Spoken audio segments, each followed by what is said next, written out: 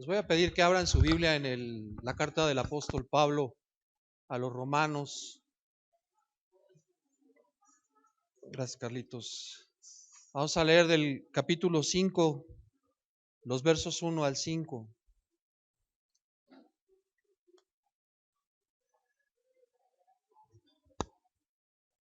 La carta de Pablo a los romanos es probablemente la carta que más me gusta. Pepito, apágame estas luces, ¿no? Por favor. Y también probablemente es la carta que más frecuentemente leo. Me gusta mucho leerla. Y cada vez que la leo, entiendo cosas que antes no había entendido. Y bueno, esto es algo que quiero compartirles, de algo que leí, que quiero compartir, del capítulo 5, del verso 1 al verso 5, que dice así, dice: justificados pues por la fe, tenemos paz para con Dios por medio de nuestro Señor Jesucristo, por quien también tenemos entrada por la fe a esta gracia en la cual estamos firmes. Y nos gloriamos en la esperanza de la gloria de Dios. Y no solo esto, sino que también nos gloriamos en las tribulaciones, sabiendo que la tribulación produce paciencia, y la paciencia prueba, y la prueba esperanza, y la esperanza no avergüenza, porque el amor de Dios ha sido derramado en nuestros corazones por el Espíritu Santo que nos fue dado. Vamos a orar, a hacer una oración. Señor, queremos pedirte que abras los ojos de nuestro entendimiento para que podamos entender y comprender la altura, la anchura, la longitud y la profundidad de tu amor. Y que estas palabras, Señor, que estos pensamientos los afiancemos en nuestro corazón, en nuestra alma, Señor, para que de día y de noche estemos meditando en tu palabra, Señor, y estemos buscando la santidad, Señor, que es a lo que nos has llamado. Bendícenos, Señor, y que todos podamos entender y comprender estas palabras en las que vamos a meditar el día de hoy. Te lo pedimos en el nombre de Jesús. Amén.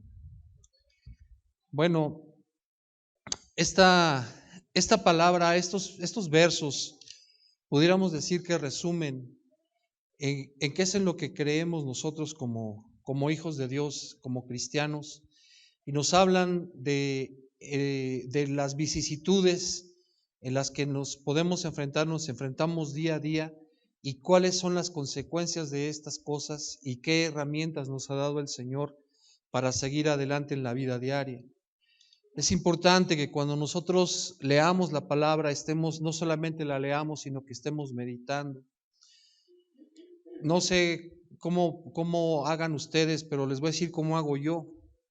Lo que yo hago es que no me importa si leo mucho o si leo poco. Lo que trato de leer o lo que leo, trato de entenderlo. Y me he dado cuenta de que algunas veces creo entender o saber el significado de unas palabras, y cuando quiero explicármelas a mí mismo no hallo cómo explicármelas. Entonces quiere decir que no entiendo la definición de esa palabra. Entonces lo que he optado es por tener un diccionario junto. Y entonces cuando creo entender el significado de una palabra y trato de explicármela a mí mismo para ver si concuerda con el pasaje, voy al diccionario y leo, por ejemplo, la palabra gloria. Y entonces te das cuenta, o yo me doy cuenta de que no entendía, y entonces entiendo el sentido en el que está escrito el versículo, y entonces eso me abre más cosas. Y les digo, no importa la cantidad de cosas, de versículos que lea, sino lo que entiendo. Eso es lo que más me importa. Y puedo pasarme en 5 versículos o en 6 versículos o en un versículo, puedo pasarme 2 o 3 días leyéndolo, y regresando al diccionario hasta que Dios me muestre algunas cosas que no había entendido antes. Pero hablando en términos generales, la gente no entiende cuál es la situación o por qué somos tan agraciados o qué es el cristianismo. No lo entienden. Y no lo entiende porque estaba escuchando esta semana que renunció este hombre, Benedicto XVI, y habla a la Iglesia Católica y da a entender él, por las cosas que dice, que todos son hijos de Dios, que todo el mundo es hijo de Dios, y nosotros sabemos que la palabra de Dios dice que no todos son hijos de Dios. Y así como no todos entienden que no todos son hijos de Dios, no saben cuáles son las consecuencias de no creer en Dios. Entonces viven una vida tranquila, sin entender y sin comprender que el no creer en Dios y el no hacer lo que Dios dice va a tener una consecuencia en un futuro que en términos astronómicos es nada. Es decir, es nada porque el hombre, más o menos, el promedio de vida actualmente de una persona es de 80 años. Pero la eternidad, comparados 80 años contra la eternidad, no es nada. Entonces, en un lapso muy breve, en 80 años como máximo, probablemente 100 como máximo, vas a vivir las consecuencias de no haber querido buscar y de no haber querido entender lo que Dios dice. Nosotros debemos de entender que el hombre entró en una guerra o entró en un estado de enemistad para con Dios.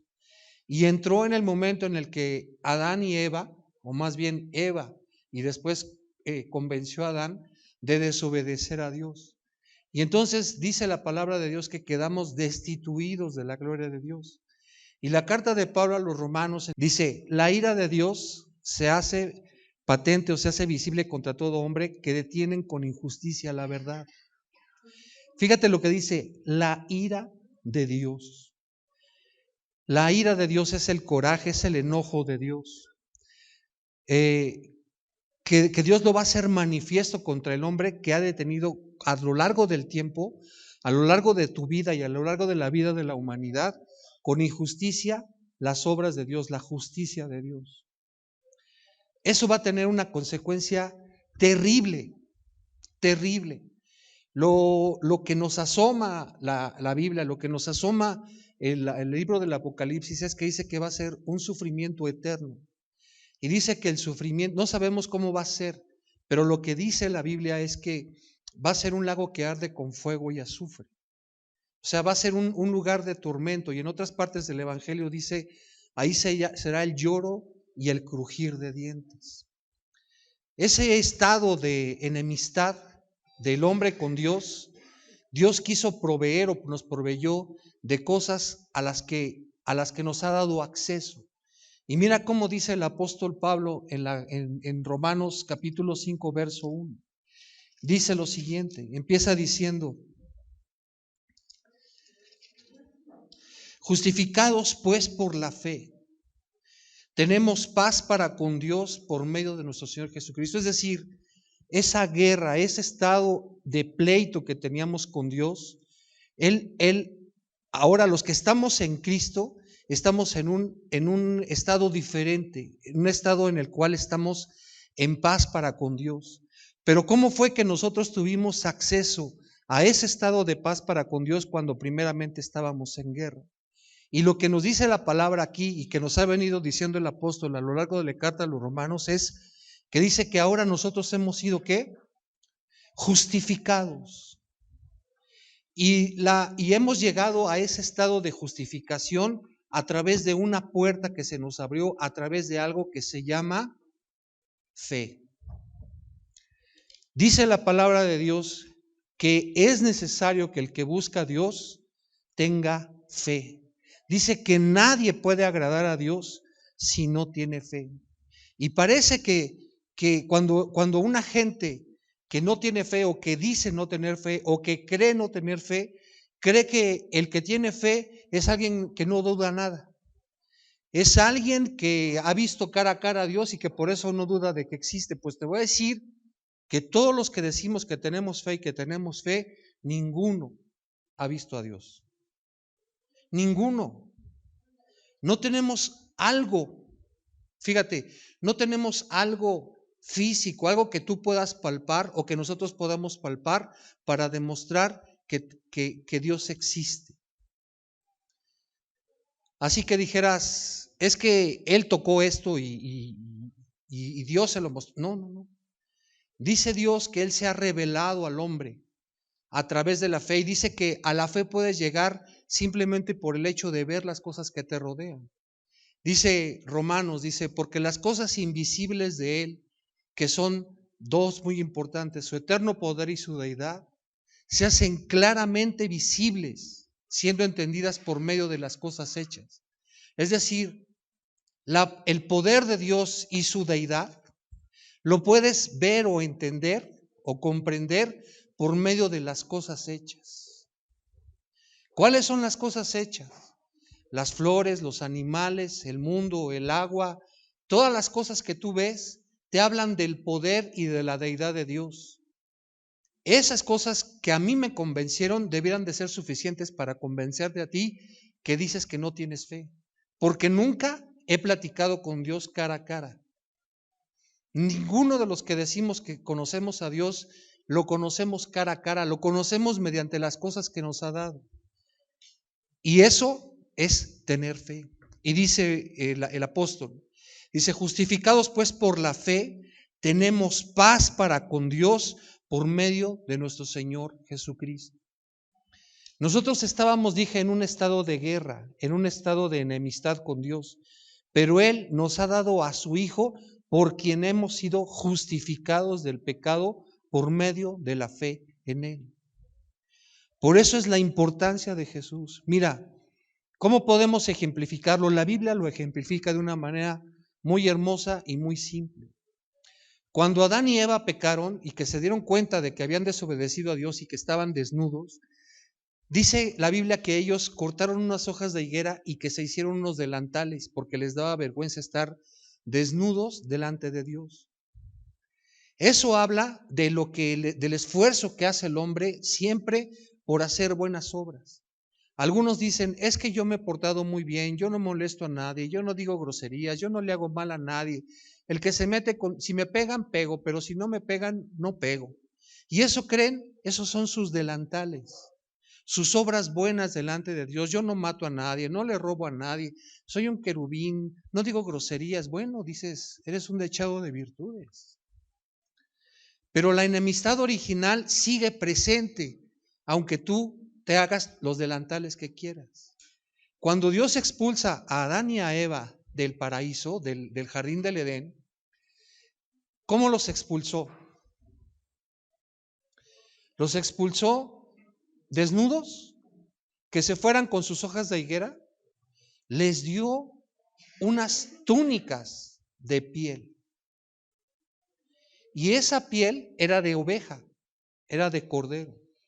Y dice la Biblia que es necesario dice textualmente, dice literalmente, dice casi todos los pecados son limpiados por la sangre. Casi todos, porque hay algunos pecados como por ejemplo la blasfemia contra el Espíritu Santo, la cual no es perdonada. Pero en términos generales dice casi todos los pecados son limpiados con sangre. Es decir, tiene que haber la muerte de alguien, de ese que cometió el pecado, para que pueda pagar su pecado. Pero para que nosotros muramos es necesario que, si para que mi pecado sea perdonado es necesario que yo muera, pues ya pagué y ya no tengo oportunidad de vivir. Por eso lo que hizo el Señor fue cubrir a Adán y a Eva con unas túnicas de animales. Tuvo el Señor que matar a unos animales inocentes para cubrir la vergüenza de la desnudez de Adán y de Eva. Muchos años después, muchos siglos después, cuando Juan el Bautista ve que viene Jesús a ser bautizado, lo que Juan el Bautista dice es: este es el Cordero de Dios que quita el pecado del mundo, haciendo referencia a que ese es el Cordero, el Cordero en sacrificio que va a presentar Dios para cubrir la vergüenza de la desnudez de nuestros pecados. ¿Me estoy dando a entender?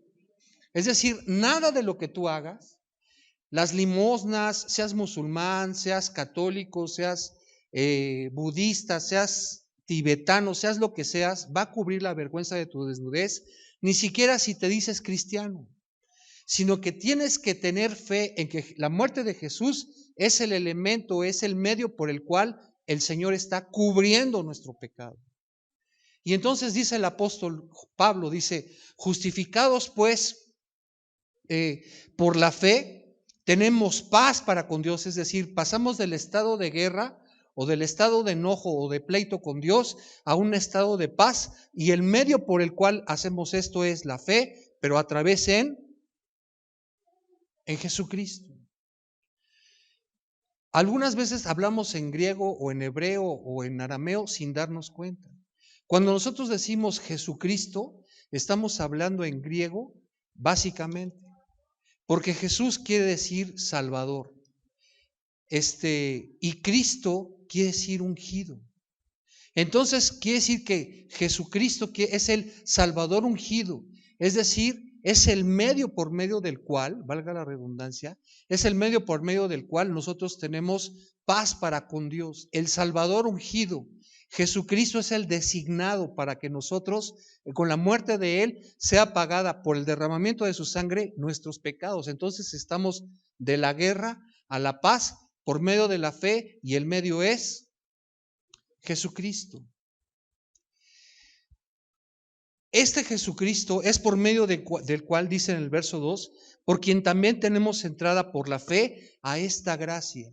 Es decir, ahora pasamos de ese estado de pleito, de enojo con Dios, a un estado que se llama estado de gracia.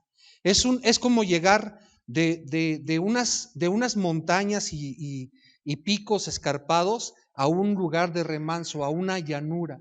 Este estado se llama estado de gracia. Dice, justificados pues por la fe, tenemos paz para con Dios por medio de Jesucristo, por quien también tenemos entrada por la fe a esta gracia en la cual estamos firmes. Es un terreno, es un estado en el cual debes tú de mantenerte firme. La voluntad de Dios es que te mantengas firme. Dice, firmes y nos gloriamos por la esperanza de la gloria de Dios. Mira, quiero aclararlo desde el principio. No es permiso para que pequemos. No es un permiso que, como lo dijo el hermano, pues es que se vale. No. Estoy hablando de un estado de gracia. Entiéndeme, por amor de Dios. Gracia. La palabra gracia quiere decir regalo inmerecido. No lo mereces, pero Dios te lo dio. En este lugar en donde nos hallamos se llama estado de gracia, y llegamos a Él a través de la fe por medio de Jesucristo, y ahora nos hallamos en este estado de gracia. En este estado de gracia nosotros todavía pecamos. Porque no me digan que aquí no, en medio de nosotros, que no hay uno que no peque. Todos pecamos. Entonces, ¿se vale pecar? No, Dios lo que desea en este estado de gracia es que nos santifiquemos. El fruto de la salvación debiera de ser la santidad. ¿Qué quiere decir santidad? ¿Qué quiere decir santo? Algo que es santo o alguien que es santo es uno que ha sido apartado para Dios, que dice, yo antes hice lo que quise y ahora me aparto, me voy a dedicar a hacer solamente lo que Dios quiere. Y esa santidad no es de un día para otro, es algo que va ascendiendo. Es de un día para otro en el sentido de que dices, a partir de hoy me dedico a Dios, pero como aún estamos en la carne, nosotros aún continuamos pecando. Pero pecamos o debiéramos de pecar en cosas en las cuales no nos damos cuenta. Bueno, así lo voy a poner nada más, porque se me va a decir, ya ven, sí se vale. Y no se vale. En cosas en las que no nos debiéramos de dar cuenta o que se nos salió. Pero en cuanto nosotros nos damos cuenta de esa situación pecaminosa o de ese pecado, nosotros debiéramos de pedir perdón, de arrepentirnos y de hacer el mayor esfuerzo por no volver a pecar. Ese es el estado de gracia. La gracia es de que si tú pecas, abogado tenemos para con el Padre a Jesucristo el justo. Entonces voy a pecar, pero poquito. No, ¿verdad? No va a ser mi intención pecar, pero si peco, voy a ser perdonado porque me encuentro en el estado de gracia. Y lo que busco por encima de todas las cosas es la santidad, el no pecar. ¿Ok? Entonces dice, ustedes y yo y todos debemos de sentirnos firmes en ese estado en el que estamos. No estar dudando. No estar temerosos de que me perdonará Dios, no me perdonará. Híjole, es que la regué no, la regaste, pide perdón, ve, humíllate, pide perdón, arrepiéntete y cambia de actitud. Eso es lo que debemos hacer, pero son cuestiones que, como dice el apóstol mismo, batallan contra nuestra alma. Pero nosotros debemos de mantenernos firmes en este estado en el que nos encontramos. Y mira lo que sigue diciendo. Dice, por quien tenemos entrada por la fe a esta gracia, es decir, a este terreno en donde nos encontramos ahora. Dice, en la cual estamos firmes. No es un terreno pantanoso en el que nos hundimos. No, nosotros debemos de mantenernos firmes en ese estado. Y después dice, y nos gloriamos en la esperanza de la gloria de Dios. ¿Qué quiere decir que nos gloriamos? La palabra gloria o nos gloriamos quiere decir nos gozamos. Nos gozamos. ¿En qué cosas nos gozamos o nos debiéramos de gozar según el apóstol? Y dice, nos gloriamos en la esperanza de la gloria de Dios. Mira, esto es muy importante, hermano. Esto es muy importante. Pon atención. Porque nosotros nos debemos de gloriar, dice, nos debemos de gozar en la esperanza. ¿Qué es la esperanza? Es algo que esperas, no es algo que tienes. Es algo que esperas tener, pero que aún no lo tienes. ¿Y qué es lo que nosotros aún no tenemos? La gloria de Dios. O no estamos aún en la presencia de la gloria de Dios. No sé si me doy a entender. Porque nosotros, dice la Biblia que nosotros somos extranjeros y peregrinos. ¿Qué es un extranjero? ¿Quién es un extranjero? Pues es alguien que no pertenece al país en el que vive. ¿Y qué es un peregrino? Un peregrino es alguien que va en un peregrinar, valga la redundancia, que va en un caminar que solamente está de paso por la zona en donde está pasando. Porque él no pertenece ahí, él solamente está de paso. Nuestro pasaporte no es del mundo. No. La gente que vive en el mundo, la gente que hace la voluntad, que no hace la voluntad de Dios, tiene automáticamente un pasaporte que es el pasaporte del mundo. ¿Quién lo expide? El príncipe de la potestad del aire. Pero el pasaporte que nosotros tenemos es un pasaporte a la gloria de Dios. ¿Extendido por quién? Por Jesucristo. Y dice, ustedes, nosotros, tú y yo, nos debemos de gloriar, es decir, de alegrar en la esperanza, es decir, en lo que esperamos. ¿Y qué es lo que esperamos? Estar un día en la gloria de Dios. ¿Sí te das cuenta?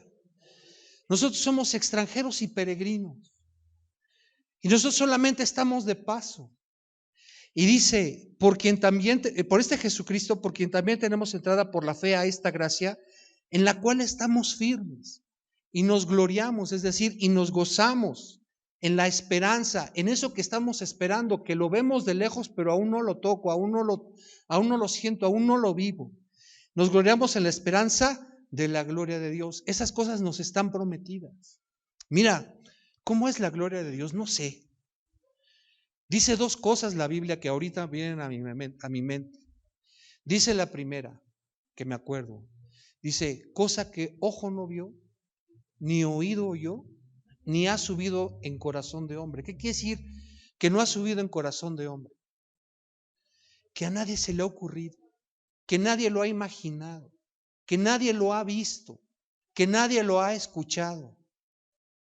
Nadie, o sea, no sabes, pero debe ser un estado fuera de este mundo definitivamente.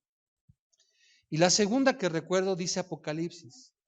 Dice, enjugará pues Dios toda lágrima de los ojos de ellos. Y ya no habrá más llanto, ni más tristeza, ni más dolor, porque las primeras cosas pasaron. Todas son hechas nuevas. Eso sí es la gloria de Dios. Porque aquí nadie de nosotros, oye, que quede claro, ni el más santo que creas que es santo en medio de nosotros, ha recargado su costado, su cara, su cabeza en el hombro de Dios. Pero cuando estemos allá, dice, enjugará a Dios toda lágrima. ¿Cómo le enjugas tú los ojos llorosos a un niño? ¿Cómo te caíste, mi vida? Vas y lo levantas y dices, ya, mi hijo, no llores. ¿O qué le haces? Ya, no chilles. ¿Cómo le dices? ¿Cómo le dices? Con todo cariño. Dice, enjugará a Dios toda lágrima, ¿qué? De los ojos de ellos. Dice, y ya no habrá más llanto, ni más tristeza, ni más dolor, porque todas las cosas habrán pasado. Esa es la esperanza que nosotros tenemos. Eso es lo que nosotros esperamos. ¿Ya lo ves? No, lo leo. Todavía no lo veo, pero yo lo leo. Y si lo pudiera ver, lo vemos de lejos, porque no sabemos a qué huele, no sabemos cómo se oye, no sabemos bien cómo se ve, es como un resplandor que se ve, pero es tan grande que se alcanza a ver algo. Pero cómo es, no lo sé. Y dice, y nos gloriamos en la esperanza de la gloria de Dios. Y no solo esto, o sea, esto es algo que da para mucho más. Dice, y no solo esto, sino que también nos gloriamos en las tribulaciones. Aquí como que no se oye bien, ¿no? Porque tenemos la idea de que el ser cristiano es cero dolor, cero aflicción, cero problemas. No, pues si antes me iba mejor, porque antes me sonaba el que se me enfrentaba y me quitaba el problema, pero ahora ni me lo puedo sonar y me sigue fregando. Dice, nosotros nos gloriamos. ¿Qué dijimos que es gloriarse? Nos alegramos en las tribulaciones. ¿Qué es una tribulación? Una tribulación es un problema muy grave. ¿Cómo? Un problema, no que te tronó el novio, ¿eh? No, eso no es un problema grave, es una bendición, porque era un filisteo incircunciso. No, una tribulación es un problema muy grave, pero hay de tribulación a tribulación. Voy a hablar de una tribulación que no es tribulación, que es consecuencia de. El que no pagues tu tarjeta de crédito y te esté persiguiendo el banco, eso es una tribulación causada por tu desobligación. Es eso, ¿no? O sea, no digas, ay Señor, pero ya cuando yo esté en el cielo, ya voy a tener tanto dinero que voy a poder usar las tarjetas a como se me hinche la gana. No, eso no va a haber dinero allá en el cielo, estás hablando de otra cosa. Una tribulación de veras es que por causa de tu cristianismo te metan a la jaula con los leones, como sucedía en el siglo I y en el siglo III. O que por causa de tu cristianismo, por predicar en tu oficina te tengan por apestado. O que por predicar en tu trabajo o por predicarle a tu familia ya no te hablen. O que por predicarle a tus vecinos tampoco te hablen o te tengan por un religioso y cuando te ven te ponen cruz o que pongan este hogar es católico, no aceptamos propaganda evangélica y que o sea, eso sí es tribulación. Eso sí es tribulación. Entonces dice el apóstol, y no solo eso, sino que también nos gloriamos en las tribulaciones. O sea, mucha gente piensa que cuando nos convertimos al cristianismo, ya vamos a ser los más simpáticos en el trabajo, no nos va a faltar dinero, no vamos a tener enemistad con nadie, o sea, ya nomás estoy esperando que venga el Señor por mí para ya estar ahí en la gloria con Él. Y no, si nosotros leemos la palabra de Dios, dice por ejemplo el apóstol Pablo hablando de situaciones en las cuales estaba. Dice que estuvo en naufragios, que estuvo en peligros de ladrones, que fue asaltado, que muchas veces hizo ayunos, pero también muchas veces se la pasó sin comer. O sea, es diferente, ¿eh? Una cosa es decir, Señor, voy a ayunar un día o bueno, voy a ayunar el desayuno, ¿no? Porque nos queremos mucho. Y otra cosa es pasarnos 1, 2, 3, 4, 5 días sin comer. Ser náufragos en alta mar. Ninguno de nosotros, como el apóstol, fue azotado 39 veces menos uno, ¿no? Recibió 39 azotes menos uno 3 veces. Ser apedreado. Si ustedes leen el libro de los Hechos, dice que lo querían matar y lo tuvieron que descolgar por un muro. Lo descolgaron en una canasta. Era lo bueno de ser chiquito, ¿no? O sea, eso es tribulación. Tribulación es que por causa del evangelio, por causa de no querer mentir, de no engañar, de no robar, de predicar el evangelio, de comportarme como Dios quiere, de muchas otras cosas que tengan que ver con el cristianismo, soy atribulado. Y dice, en esas situaciones tú te debes de gloriar. ¿Qué dijimos que quiere ser gloriar? Gozarte. Pero nosotros no estamos acostumbrados a eso. Nosotros estamos acostumbrados a un evangelio muy sensual. ¿Qué quiere decir sensual? Que si no siento, no creo.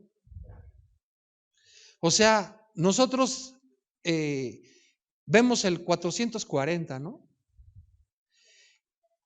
¿O no? El canal 440 de cable. Por ejemplo, y ahí dice, usted hermano, cáigase con su diezmo. Usted ofrende.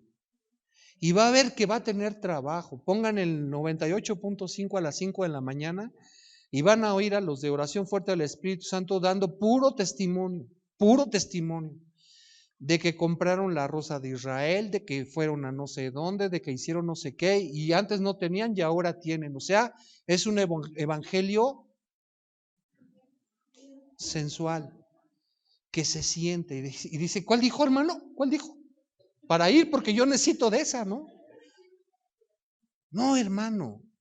El evangelio en el que nosotros creemos, y es el evangelio real, el evangelio verdadero, es un evangelio en el que dice, es necesario que a través de muchas tribulaciones, ¿cuántas? Por causa del evangelio, por causa del evangelio. Dice, a través de muchas tribulaciones entremos al reino de los cielos. Pero cuando tengas una tribulación, debes de gozarte, dice, gloriarse en las tribulaciones. ¿Por qué? Hay razones para gloriarse en las tribulaciones. ¿Por qué? Dice, y no solo esto, sino que también nos gloriamos en las tribulaciones, sabiendo que la tribulación produce paciencia. Ah, hermano, esto es algo tremendo. Porque nosotros, los que no sabemos, oramos y le decimos al Señor, ay Señor, dame paciencia. Porque no aguanto a mi esposa, porque no aguanto a mi esposo, porque no aguanto a mi hijo. Y creemos que como estamos orándole al Señor para que nos dé paciencia, el Señor va a decir, ahí te va la paciencia. Y entonces vas a ver a tu marido, vas a ver a tu esposa y vas a decir, ya, te tengo paciencia, habla lo que quieras porque yo ya te voy a tener paciencia, ya no me voy a enojar, ya no me exasperas, ya no me enojo, ya. Aunque deje los zapatos tirados en un lugar, los calzones en otro, el pantalón en otro, ya la mujer ya no, como ya pidió paciencia, ya no se va a enojar. Y no, hermano, la paciencia es algo que se aprende. Dice, la tribulación produce, es decir, la genera. No es algo que te cae y ¡fu! Ya la tienes. No, no, no. Estás en medio de la tribulación. ¿Quién ha estado en un hospital? Qué rico se siente, ¿verdad? Descansando todo el día, ahí esperando a saber a qué hora llega la enfermera y te da de comer en la boca y... No, hermano, es una desesperación que después de un mes ya aprendiste paciencia, dices, ya me echo hasta el otro, no, venga lo que venga. A las 12 de la noche o a las 2 de la mañana, ahora que le toca el turno a la enfermera, viene y te despierta y no hagas que te dice, mi amor, chiquito, ¿estás despierto? Te prende la luz, abre la boca, te toca la pastilla y como si nada. Y a las 6 de la mañana, cuando apenas estás agarrando otra vez el sueño y te dan de desayunar, bueno, unos manjares. Y tú dices, hijo, pareces perrito de Pavlova la una, ya estás babeando y te traen tu manzanita y tu pedacito de arroz y tu disque hueso de pollito y a las 6 de la tarde y total que vas aprendiendo y los ronquidos de los vecinos, bueno, pero después de 8 días, de 15 días, tú te vas diciendo, Señor, pues ya mejor la tomo tranquilo porque no sé cuánto vaya a estar aquí. Y eso es algo que se llama aprender paciencia. Cuando estás en medio de una tribulación y que empiezas, ay Señor, ya quítame esto, por favor. Y a la mujer, ¿no? Dices, ¿me la quitas o te la mando?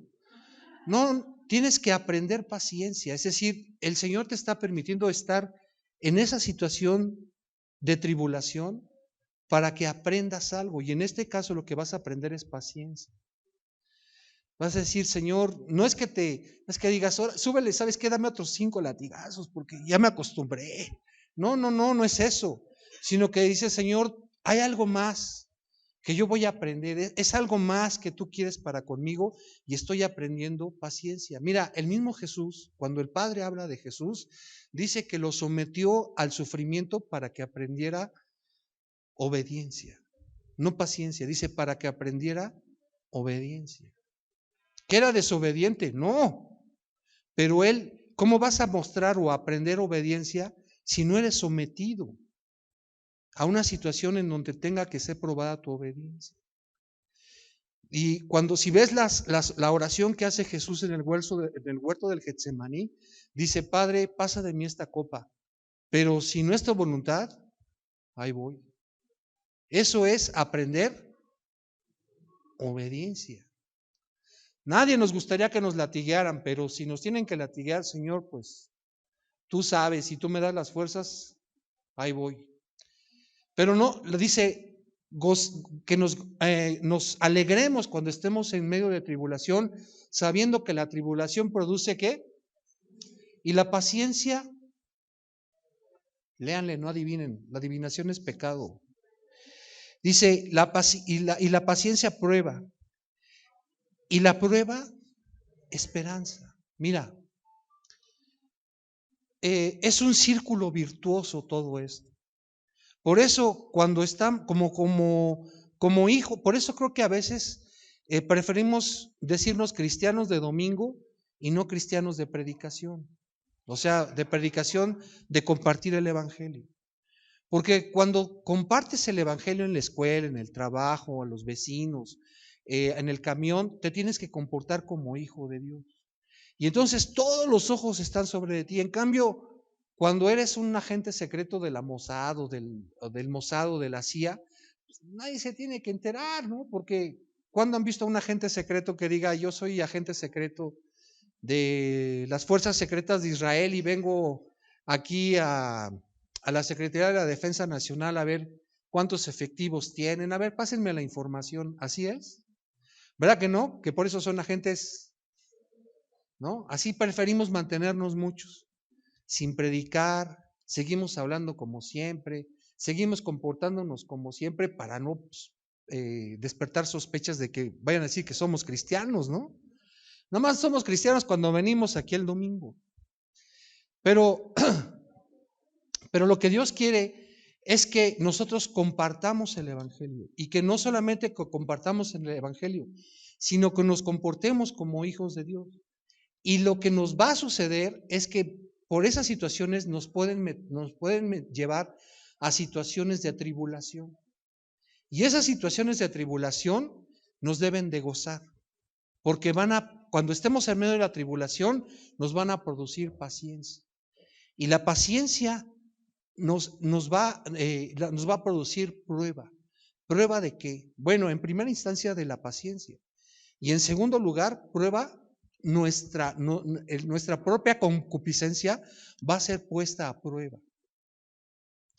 Dios lo pone a prueba, no, nuestra propia concupiscencia. ¿Qué es nuestra propia concupiscencia? ¿Qué quiere decir la palabra concupiscencia? Es eso que tenemos con lo que nacimos que nos hace ir hacia el mal. Que dices, híjole, si hablara tantito como barrendero, como hablaba antes, yo creo que sí la libro aquí.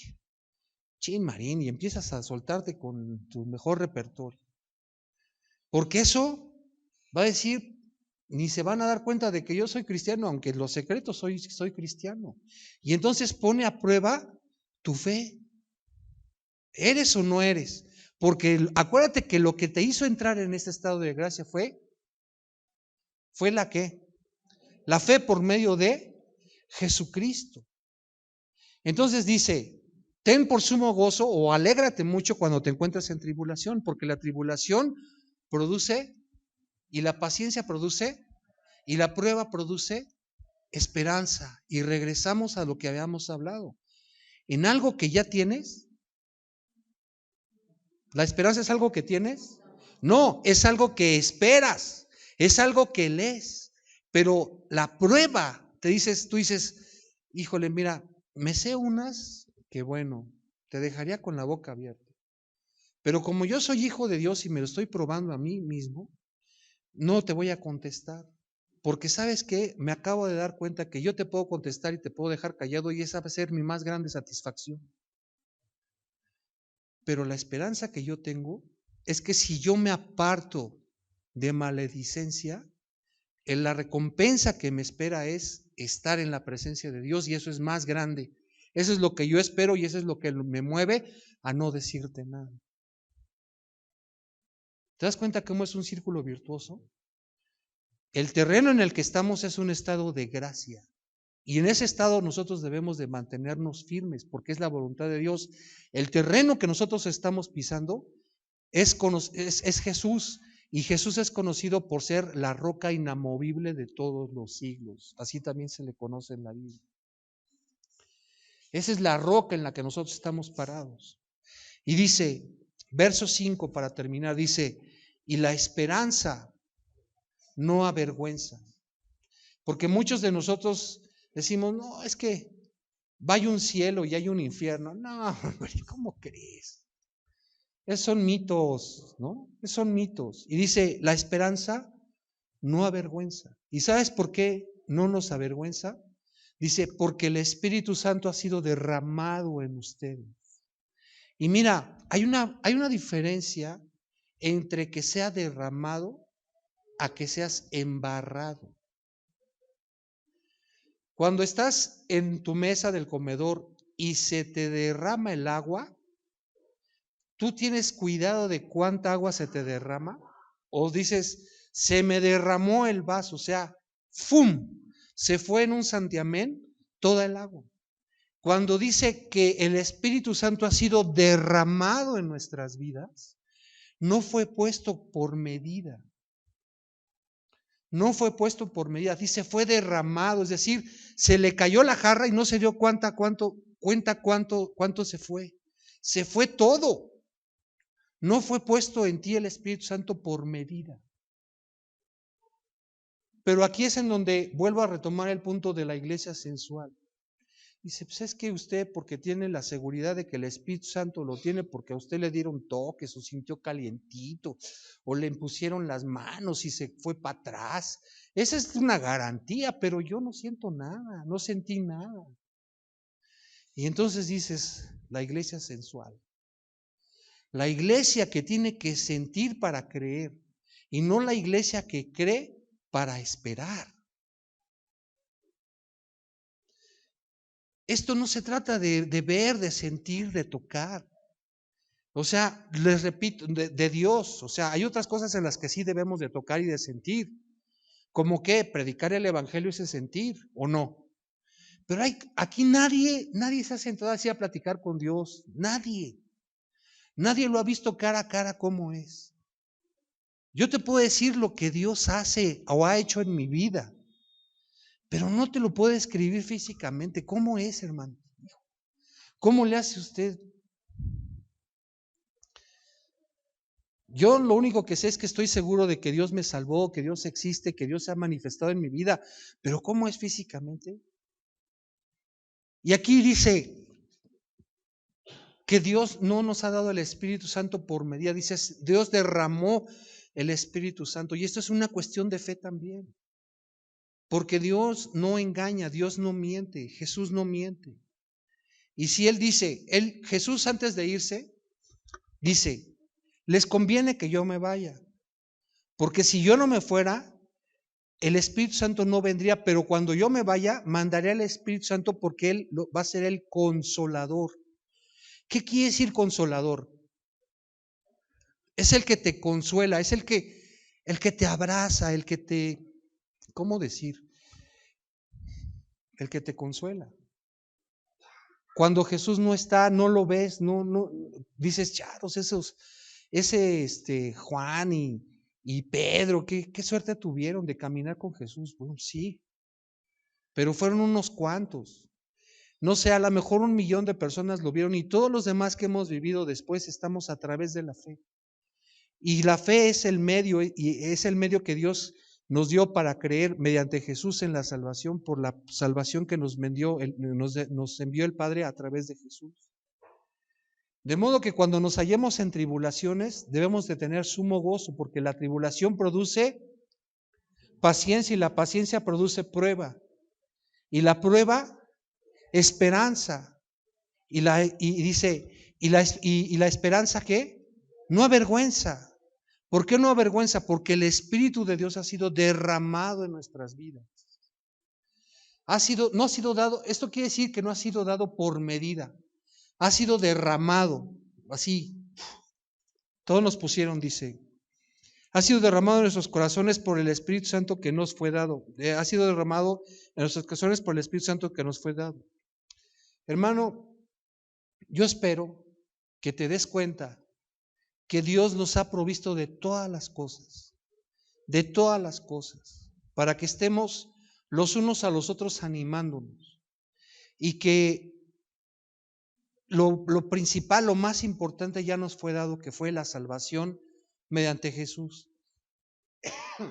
Pero la salvación es en parte una promesa, porque cuando estemos en la gloria de Dios, en esa esperanza que tenemos, allá es donde se va a cumplir todo. Aquí estamos lidiando con problemas, con a veces falta de trabajo, con a veces si doy diezmo o no doy diezmo, y decimos, es que si yo tuviera tanto dinero como Carlos Slim, no, hermano, las cosas que yo te digo, si ahorita que no tienes, no das, pues cuando fueras como Carlos Slim, menos, ¿crees que se te va a acabar? Entonces, es cuestión de creerle a Dios y de aprender. Y las cosas que nosotros leemos en la Biblia se aprenden. Mira, el apóstol Pablo, hablando de dinero, dice, yo sé, fíjate el verbo que usa, sé. No que le cayó, dice, yo sé. Y sé viene de saber. Y para saber no quiere decir que nació sabiendo, quiere decir que lo aprendió. Dice, yo sé tener en abundancia y sé tener en escasez. Y dices, híjole, pues yo también sé tener en escasez, hermano, porque no he podido cambiar mi coche en quién sabe cuántos años. Y dices, sí, chato. ¿Y diezmas y ofrendas siempre? Bueno, no, o sea, no, si no diezmas y si no ofrendas es que no sabes no sabes ofrendar, no sabes hacerlo. Y seas rico, seas pobre, no lo haces, pues no lo vas a hacer ni cuando seas rico, ni cuando seas pobre. Cualquier pretexto es bueno. La paciencia se aprende. La santidad se aprende. El leer la Biblia se aprende.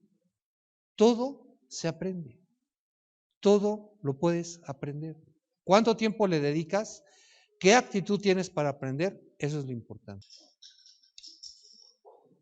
Señor, queremos pedirte que tu Espíritu Santo nos recuerde estas cosas, que seamos hombres y mujeres valientes, que nos decidamos, Señor, de una vez por todas a predicar tu palabra, a predicar tu evangelio, a toda criatura, Señor, a la gente en el trabajo, a la gente en nuestra familia, a los compañeros en las escuelas, en donde estemos, Señor, a lo que nos dediquemos, que seamos hombres y mujeres valientes, Dios, y que si nos hallamos en medio de la tribulación, aprendamos a reconocer las bendiciones que nos das a través de esta, Señor.